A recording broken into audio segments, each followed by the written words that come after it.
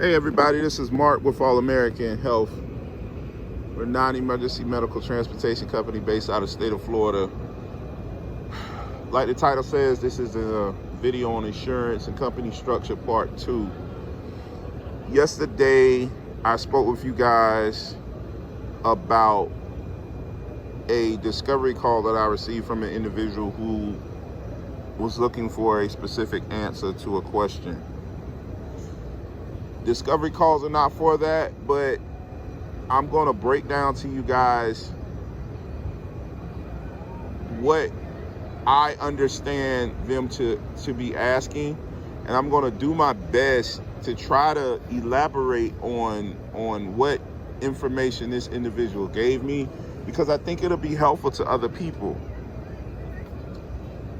If you're starting out in the NEMT industry, some of you are coming from the Uber and Lyft space. Let me be clear. Whoever you guys are getting your information from, you need to go research it yourself before you just take their word for it. Just because they're in the industry doesn't mean they understand and know how to make sure that you're set up properly. You want to consult with an accountant on making sure that your LLC is set up properly. You don't have to necessarily go with an attorney off top. Usually accountants are a lot cheaper and they do the same thing. Another helpful resource is going on Upwork and doing a consultation with an actual attorney for the fraction of the cost that it takes to work with a fully paid attorney. A lot of you guys are going out there spending money setting up an LLC. It's costing you hundreds of dollars, if not thousands, because they're filling your head up with you need all of this extra stuff. A single member LLC with an S Corp designation should run you maybe $250, $300 tops. And that's if you have an accountant do it for you. Like I say, if you go on Upwork, you could probably find somebody to do it for you for a lot less than that. And if you shop around, an accountant to help you through it. Don't go on LegalZoom or any of those do-it-yourself situations, because for what you're doing, you need to have somebody look over it and understand exactly what you're doing to make sure you limit your liability.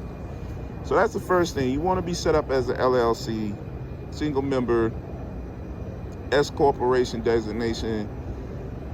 After that, if you're driving your personal vehicle because you're transitioning from an Uber or Lyft, or you're trying to, basically cut out working for Uber and Lyft and do it on a private pay basis yourself, which is a great idea. The way you want to make sure that's set up is, the first thing you want to do is you want to go talk with whoever the lien holder is on or with your vehicle. If your vehicle is financed, you could go to your bank, tell them, you do some work, you do some transportation work in your vehicle. They don't really need to know the detail of what type of work. They just need to know transportation is being done, and that you want to add your LLC to that insurance policy. To the registration on your vehicle. After that, of course, you want to go to the DMV. Make sure your LLC is added to your vehicle registration after you get approval from who's ever financing your vehicle. And trust me, they're not going to give you a hard time about it. They don't have a problem with it.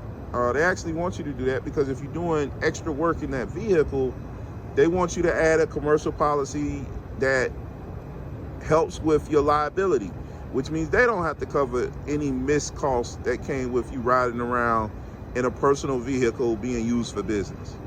So those are things that you want to take steps in doing. The first thing that I gave you cost you, like I said, $250, $300 to make sure it's exactly done, exactly how it's supposed to be done. The second thing is just some leg work on your end, making a couple phone calls once your company is registered with the state agency that you're dealing with. The third thing I would suggest that you do after you have your LLC, after your vehicle has been added on your vehicle registration, is, well, really, and again, I'm doing this off the top of my head. So you wanna set your company up with a name that's just a general ambiguous name. All your major companies are general ambiguous names. GMC is called General Motors Company. General. Words are powerful. They do General Motors. Doesn't say they're a car company. The only reason you know GMC is a car company because you see it on the front of cars. But the name of their company, it talks about motors. So if you were breaking down that company just off of its name, you would think they do something generally with motors. Okay? That's the end of this segment. I'm gonna break these down into 5-minute segments because I want to make sure you guys understand everything that I'm trying to put together. So this is gonna be broken down in a couple parts. Hopefully this part has been helpful.